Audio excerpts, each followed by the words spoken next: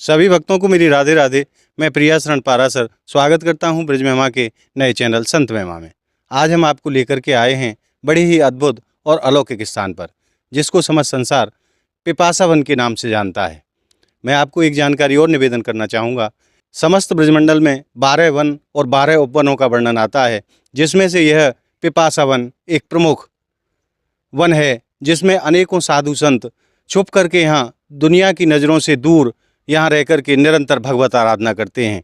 आज हम उन्हीं संत भगवान के दर्शन के लिए आपको लेकर के आए हैं और उनके दिव्य सत्संग के माध्यम से अपने जीवन को धन्य बनाने का प्रयास करते हैं। तो आइए चलते हैं संत भगवान के चरणों में। मैं आपको दिखा देता हूँ। आपको ये देखिए, आप देख रहे हैं कितना बियाबान ये जंगल है। यहाँ जनमानस के दूर दूर तक कोई भी चिन्ह प्रतीत नहीं होते। ऐसे जंगलों में छुप करके ये संत भगवान दिन रात प्रभु की आराधना कर रहे हैं। तो आइए चलते हैं ऐसे दिव्य महापुरुषों के दर्शन के लिए और उन दर्शनों के माध्यम से अपने जीवन को धन्य बनाते हैं। श्री राधे श्री राधे। और जैसा कि आप देख रहे हैं, अब हम पहुंच चुके हैं उन संत भगवान की कुटिया पर। तो आइए चलते हैं उन संत भगवान के दर्शन के लिए और आनंद लेते हैं उनके वचनों के माध्यम से, जो आज अमृत बरसेगा उस अमृत का। श्री राधे श्री राधे।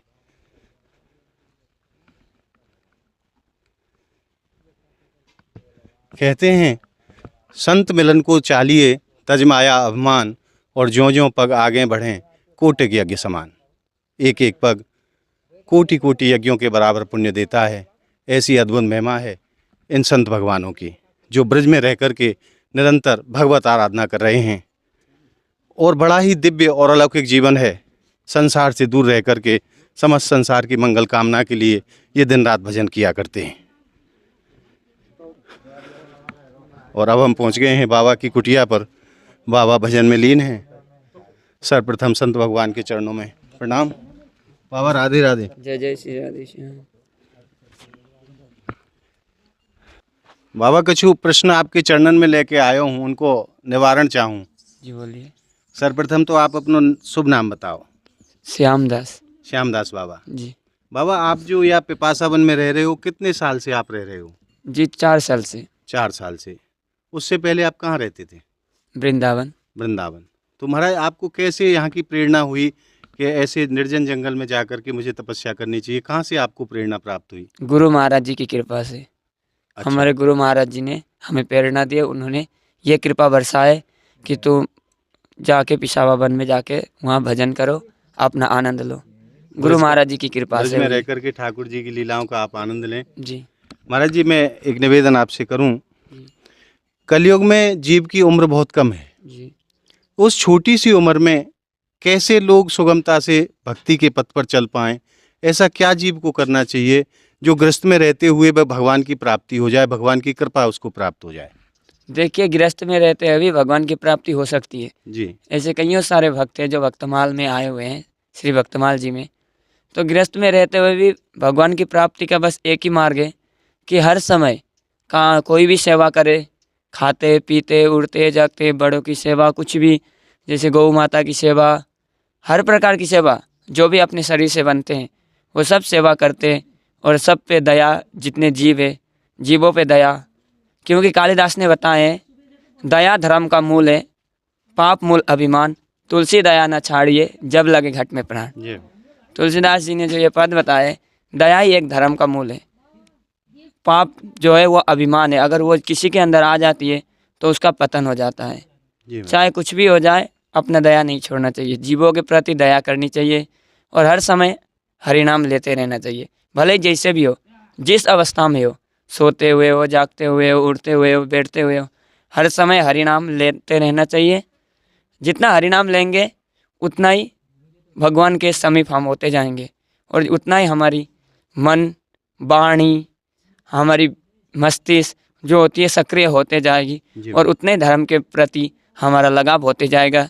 भगवान के प्रति उतना ही हमारा श्रद्धा बढ़ते जाएगी, संतों के प्रति उतना ही श्रद्धा होते जाएगा।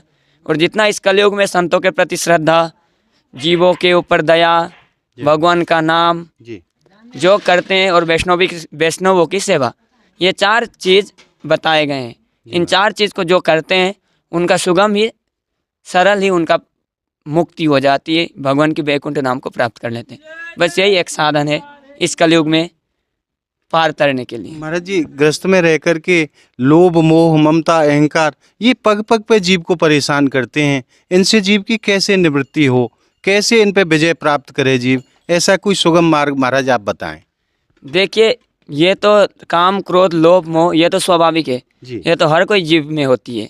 महाराज, ग्रस्त में बहुत परेशान करते हैं ये सब चीजें, इनको कैसे एक तरफ करके और जीव आगे भक्ति के मार्ग पे आगे कैसे बढ़े। देखिए, भक्ति की इसको आप एक तरफ मत करिए। जी ये जब आपके ऊपर आते हैं, हावी हो जाते हैं काम क्रोध लोभ मोह, जी तो आप इनको ध्यान दीजिए, क्योंकि हमें भगवान ने दिमाग जो दिए हैं उसकी हमें इस्तेमाल करनी चाहिए। जो बुद्धि दिए हैं, बुद्धि की इस्तेमाल करनी चाहिए। हम उसके ऊपर देखना चाहिए। अगर हमें काम क्रोध लोभ मोह आ रहा है तो वो किस लिए आ रहा है, किसके प्रति आ रहा है, क्या कारण आ रहा है, वो सब देख के उस चीज़ से हमें वर्जित होना है। यानी कि जिसके कारण आ रहा है उस चीज़ को हमें त्यागना है। यानी कि लोभ को त्यागना नहीं है, मोह को त्यागना नहीं है। जिसके प्रति हमें लोभ आ रहा है, क्रोध आ रहा है, काम आ रहा है, उस चीज़ को त्यागना है। अगर हम उस चीज़ को त्यागेंगे तो स्वतः ही वो लोभ क्रोध मोह जो है वो शांत हो जाएंगे। जी। तो बाबा एक चीज आप बताओ, आपने तो बड़े सहज में कह दियो कि ऐसो करके नहीं है, पर इतना सरल तो गृहस्थ जीवन के लिए नहीं है। पग पग पे ये चीजें आप जीव को परेशान करती हैं। तो ऐसे कोई जप कोई तप कोई ऐसा साधन जिसके माध्यम से इन पे विजय प्राप्त करी जा सके, सब कुछ रहते हुए भी वो चीजें हमारे ऊपर प्रभाव न छोड़ें। जी, उसकी भी उपाय है। जी जितने हरिनाम, क्योंकि श्रीमद् भागवत महापुराण में बताया है, कलयुग केवल नाम आधारा, सुमिरि सुमिरि नर उतर ही पारा। जय हो। इस कलयुग में बस हरि नाम लेते रहिए। इस चीज़ को ध्यान मत दीजिए कि आपके ऊपर काम आ रहा है, क्रोध आ रहा है, लोभ आ रहा है, मोह आ रहा है। बस इतना करिए कि हरि नाम लेते रहिए, और जिसके कारण वो लोभ मोह आ रहा है उसको बस त्यागिए, उससे दूर हट जाइए। बस उससे दूर हट जाइए जिसके कारण आ रहा है। लेकिन आप उस समय भी हरि नाम लेते रहिए। जितना आप हरि नाम लेंगे उतना ही आपके जो भी काम क्रोध लोभ में वो धीरे धीरे शांत होते जाएंगे, और आपसे स्वतः ही उसके ऊपर आप विजय प्राप्त कर पाओगे। बस एक ही साधन है, हरि नाम। जब तक आप हरि नाम नहीं लोगे तब तक आप इन पे विजय प्राप्त नहीं कर सकते। और बाबा एक प्रश्न और मैं आपसे करूं कि हम लोग जब भी ठाकुर जी के भजन में बैठते हैं तो मन भटकता है, उस मन को कैसे कंट्रोल में किया जाए, किस प्रकार से उस भजन में लगाया जाए। जैसे आप घंटों भजन करते हैं, जब हम भजन करने बैठते हैं तो हमारा मन नहीं लगता, घंटों तक नहीं कर पाते हम लोग। तो वो कैसे, उस क्या साधन है जो कि भजन में मन लगे हमारा। देखिए, भजन में मन तो हर किसी का नहीं लगता है, उसको लगाना पड़ता है, क्योंकि मन बड़ा चंचल होता है। जी और ये मन जो है ना, एडियल घोड़ा की तरह होता है। आप लगाम जितना दोने की कोशिश करोगे उतना ये आपको परेशान करेगा। जी तो वो आपका मन जा रहा है, आपका मन भटक रहा है, तो आप मत भटके। आपका शरीर तो यही है ना, मन भटक रहा है। तो शरीर तो हमारा मन के हिसाब से ही चलता है, मन के घोड़े पे ही विराजमान है शरीर। फिर मन घोड़े को कंट्रोल करना है कि मन को, शरीर को कंट्रोल करना है। बस शरीर को कंट्रोल करना है और हरि नाम लेना है। अगर आप शरीर को कंट्रोल करोगे तो मन जाएगा, कब तक जाएगा, कहाँ तक भागेगा। बिना शरीर का तो मन होता नहीं है। जी बिना शरीर का तो मन होता नहीं। बिल्कुल सत्य बात है। देखिए, जैसे आपको रसगुल्ले मीठे मीठे पराठे सब खाने का मन कर रहा है, लेकिन उससे आपको परहेज कहा गया, डॉक्टर ने आप मत खाओ, आपकी ये परेशानी है, आप मीठा खाओगे तो डायबिटीज आपका बढ़ जाएगा बोलेगा। लेकिन आपका मन कर रहा है आप खाने की बहुत। अगर आप शरीर के प्रति, शरीर के माध्यम से उस हाथ से आप लेके मुंह में नहीं डालोगे, क्या मन जाके आपका खा सकता है? नहीं खाता है, नहीं खाएगा ना। जब तक आप शरीर से उसको नहीं दोगे तब तक वो खा पाता है? नहीं खा पाता है। मन का जो मन रूपी जो घोड़ा है वो दौड़ता है तो दौड़ने दो, दौड़ने दो, उसको रोकने की कोशिश मत करो, उसके ऊपर आप सवारी मत करो, जा रहा है जाने दो। वो खुद ब खुद जब आप सवारी नहीं होगे तो थक के मारे फिर वापस आके आपके पास आ जाएगा। जय हो प्रभु। बाबा आपके चरणों में एक निवेदन और करना चाहूँगा जी। ऐसा गूढ़ विषय आपसे पूछ रहा हूँ जो पूछना तो नहीं चाहिए, पर फिर भी मैं पूछ लेता हूँ आपसे, क्षमा करना मुझे। ये जो आप जहाँ इस समय रह रहे हैं इसको पिपासा वन कहा जाता है, और हमारी राधा रानी और श्याम सुंदर की नित्य लीला स्थली है, इसमें कोई संदेह नहीं है। आज भी ठाकुर जी यहाँ नित्य लीला करते हैं। आप यहाँ 4 सालों से, पिछले 4 सालों से आप यहाँ निवास कर रहे हैं। क्या हमारी श्री जी की लीला का कोई साक्षात्कार आपने कभी किया? देखिए, श्री जी की लीला तो हर समय में, हर क्षण में होते रहता है। उनकी पग पग में हमारे ऊपर कृपा होती रहती है। बस हम उस चीज़ से परे हो जाते हैं, जिसके कारण हमें उस चीज़ की अनुभव नहीं हो पाती है। जी महाराज। जैसे आप कभी कभी मुसीबत संकट में फंस जाते हैं, जी। तो तब भी आपको श्री जी साथ देती है, तब भी आपको उस संकट से उभरने की प्रेरणा देती है, लेकिन हम उस चीज़ को ध्यान नहीं देते। ऐसे कईयों अनुभव हो जाते हैं, जैसे छोटे छोटे अनुभव हो जाते हैं। जैसे आप कभी कहीं कृपा करो महाराज, एक आध अनुभव आप बताओ। जैसे वैसे तो अनुभव तो बताया नहीं जाता है, लेकिन बिल्कुल फिर भी बिल्कुल, अगर मैं आप मानता हूँ इस बात को, मेरी अपराध को आप क्षमा करें। ऐसा शब्द में आपसे पूछना भी ऐसा प्रश्न अपराध है, नहीं पूछना चाहिए, पर फिर भी मैं लोक कल्याण के लिए इस चीज़ को पूछ लेता हूँ आपसे, क्योंकि ब्रज की महिमा अनंत है और वो लोगों तक पहुँचनी चाहिए। जी देखिए श्री जी की ये है कि जब भी आप यहाँ पे जाके, ये हर जितना भी आपको यहाँ पेड़ पौधे जो जंगल दिख रहे हैं, ये हर एक सखी के भाव में, सखी के स्वरूप में। जी, ये ये जब कोई भी जड़ आप नहीं है, चेतन है। चेतन है, ये सखी के रूप में सब सखी बन जाते हैं जब प्रिय प्रीतम की लीला प्रारंभ हो जाती है। और आप इसमें एकांत में जाके वास करके आप उनकी ध्यान करोगे, तो आपको चारों बगल से सिर्फ राधा कृष्ण ही सुनाई देगा। जय हो महाराज, जय हो, जय हो प्रभु। ऐसी इस झाड़ी की महिमा है। और यहाँ पे कोई भी संत, चाहे संत हो, कोई भी ब्राह्मण हो, कोई भी भजन करना चाहते हैं, कोई भी इत्यादि वैष्णव कोई भी हो, अगर आके यहाँ रहना चाहते हैं, तब भी उन्हें कभी कोई संकट की सामना करने की ज़रूरत नहीं है। क्यों? क्योंकि श्री जी स्वतः ही उसके ऊपर कृपा बरसाती है और कभी संकट उसके आसपास भटकने नहीं देती है। ऐसी महाराज जी- लीला है इस झाड़ी की। महाराज जी, जो ब्रज महिमा चैनल के माध्यम से जो अनेकों भक्त संसार से जुड़े हुए हैं हम लोगों से, उनके लिए आप कोई ऐसा सुगम रास्ता बताएं जो कि सूर्य जी की कृपा उन पर बहुत जल्दी हो और वो धाम की यात्रा बहुत जल्दी करें। ऐसा क्या साधन है उनके लिए, आप क्या करना चाहिए उनको कि जो कि सूर्य जी की कृपा उनको प्राप्त हो और उन्हें आप धाम में बार बार पधारें? देखिए किशोरी जी के प्राप्त तो इतना सहज नहीं होता है। जी क्यों? क्योंकि हर किसी को बिहारी जी की तो दर्शन हो जाती है, जी, हर कोई वृंदावन धाम आ जाते हैं, बिल्कुल। बिहारी जी के दर्शन कर लेते हैं, लेकिन किशोरी जी के दर्शन नहीं कर पाते हैं, जी। बरसाना तक आ नहीं पाते, कोई कारण बस उन्हें वहीं से वापस जाना पड़ता है। किशोरी जी के पास वही आ पाते हैं जिन पे किशोरी जी की विशेष कृपा होती है। बिल्कुल बस बिहारी जी का ही कृपा होगा तो भी किशोरी जी का दर्शन नहीं कर नहीं होगा। पाएंगे। क्यों? क्योंकि हमारे किशोरी जी भोली भाली सीधी सादी है, जय हो प्रभु, जय हो। वो कुछ नहीं जानती क्या गलत है क्या सही है, कौन दुराचारी है कौन भ्रष्टाचारी है कौन अत्याचारी है, वो कुछ नहीं जानती। जो भी उनको करुण पुकार करता है हृदय से, बस एक बार पुकारते, हे लाडली जू, हे किशोरी जू, बस मुझे अपने चरणों में बुला लो, मुझे अपने चरणों में बास दे दो, आपके धाम में बुला लो, मुझे हमेशा बास दे दो। बस हृदय से करुण पुकार करो तो स्वयं श्री जी उन्हें अपने पास बुला लेती है। देखिए हम लोग तो कभी कभी मन से बनावटी बातें बोलते हैं, मुंह से कह देते हैं, जी महाराज। लेकिन ये नहीं होता है। मन से हृदय से रो के जी उनके आगे करुण पुकार करेंगे तो बिल्कुल ये मेरी दावा है, श्री जी आपको सुनेंगी, वो आपको धर्म धाम में बास बिल्कुल देंगी। बड़ी करुणामयी है किशोरी। बड़ी करुणामयी है, क्योंकि इसी में तो है करुणामयी जय हो। कृपामयी मेरी दयामयी राधे, ऐसे नहीं बताए कोई संत ने, क्योंकि ये बड़ी करुणामयी है। जय हो।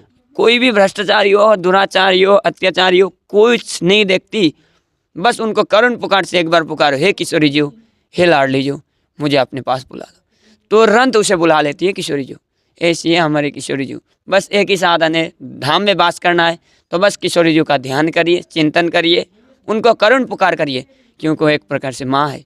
जय हो। माँ कोई अपने बेटे को या अपने बच्चे को अपने से कभी अलग नहीं करना चाहती, वो हमेशा चाहती है बच्चा अपने पास रहे, अपने साथ रहे, लेकिन बच्चा खुद उस मोह में फंस जाते हैं, उस माया में फंस जाते हैं, जिसके कारण वो माँ से दूर हो जाते हैं।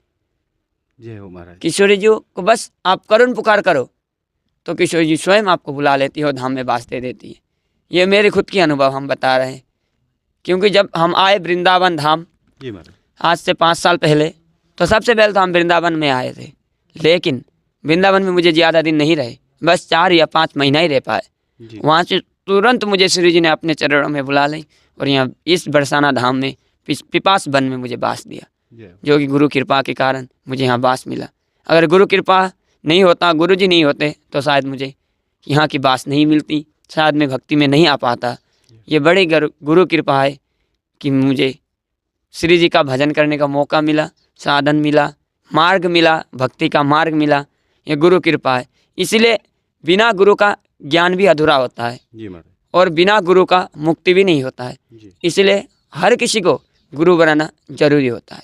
इसलिए आप गुरु बनाइए तो स्वयं गुरु जी आपको मार्ग बताएंगे कि क्या करना है क्या नहीं करना है।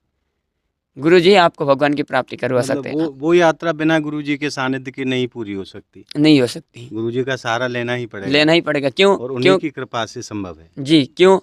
क्योंकि गुरु नहीं होंगे तो हमें कैसे पता चलेगा भक्ति क्या है। बिल्कुल महाराज। हम लोग अध्ययन करेंगे, पढ़ेंगे, पढ़ने से सिर्फ भी तो नहीं होता है ना। जी, जी। उसका जब तक अनुभव नहीं होता है, कोई बड़े संत महाराज जब बड़े बड़े नहीं कहेंगे, जब उनकी श्रीमुख से जब उनकी वाणी नहीं सुनेंगे, तब तक हमें थोड़ी भक्ति में इच्छा होगा, नहीं होगा ना। तो वो तो गुरु कृपा से ही हो जाती है। गुरु कृपा होगी तो योगियों को जो दुर्लभ धाम, वैकुंठ धाम जी महाराज। असुलभ है, जो मिलता नहीं है, वो स्वयं जब गुरु की कृपा होती है तो स्वतः ही सहज में मिल जाता है। स्वतः ही प्राप्त हो जाता है। सहज में वैकुंठ धाम प्राप्त हो जाता है। जय हो। ऐसा है गुरु महिमा। नहीं महाराज, ऐसा मेरा भी व्यक्तिगत मानना है कि जीव के प्रारब्ध में अगर कोई वस्तु नहीं है और संत भगवान उस पर कृपा करें तो वो चीज़ उसको सहज में प्राप्त हो जाती है। प्राप्त हो जाती है। चाहे उसके प्रारब्ध में वो चीज़ नहीं है, फिर भी मगर प्राप्त हो संत जाती कृपा करें तो संत कृपा से वो वस्तु जीव को जी। प्राप्त हो जाती है है। जी बड़ी आसानी से। जी, आसानी से प्राप्त हो जाती है। श्रीमद् भागवत महापुराण में देखिए, महात्म्य में वर्णन आया है। जी महाराज। आत्मदेव की कोई संतान नहीं थे।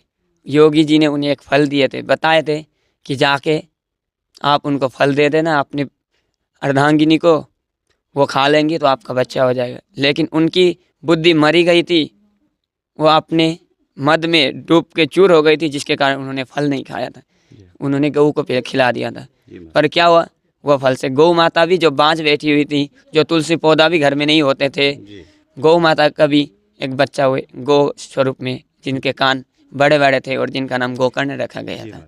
ऐसे जब योगियों की, बड़े बड़े संत महाराज की, गुरु जी की कृपा होती है तो स्वयं जो चीज़ हमें हमारे प्रारब्ध में नहीं है वो हमें मिल जाता है।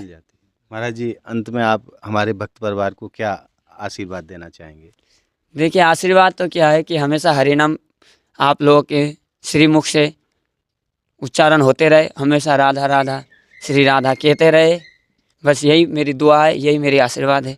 हमेशा आप लोग के वाणी में हर समय राधे राधे होते रहे और राधे राधे ही आते रहे। बाबा, आज आपने अपने शब्द रूपी अमृतों से जो हमें स्नान कराया है, उसके लिए मैं आपका जितना धन्यवाद करूं, जितना आभार करूं वो कम है।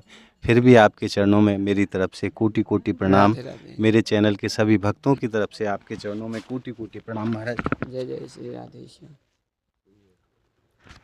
तो अभी आपने जाना संत भगवान के मुख से कैसी हमारी किशोरी जी करुणामयी हैं, और हमको करना कुछ नहीं है, केवल सच्चे हृदय से, करुणता से किशोरी जी को पुकारना है।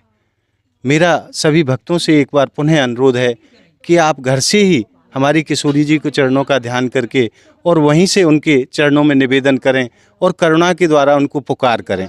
मेरा विश्वास है कि किशोरी जी बहुत जल्द आपके ऊपर कृपा करेंगी और आपको अपने श्रीधाम बरसाना में बुलाएंगे। आज आपने संत भगवान के शब्द रूपी अमृत में जो स्नान किए, वो आपको आनंद कैसा लगा हमें कमेंट के माध्यम से बताएं। और हमारी इस वीडियो को आप ज़्यादा से ज़्यादा लाइक करें, ज़्यादा से ज़्यादा शेयर करें, ताकि सभी भक्तों तक ऐसे दिव्य आशीर्वचन पहुँचें। और आपने अभी तक हमारे चैनल को अगर सब्सक्राइब नहीं किया है तो आप हमारे चैनल को सब्सक्राइब कर लें। मिलते हैं ऐसे ही किसी अद्भुत संत महाराज की वीडियो के साथ। तब तक के लिए पिपासा वन की पावन भूमि से जय जय श्री राधे, जय जय श्री कृष्ण।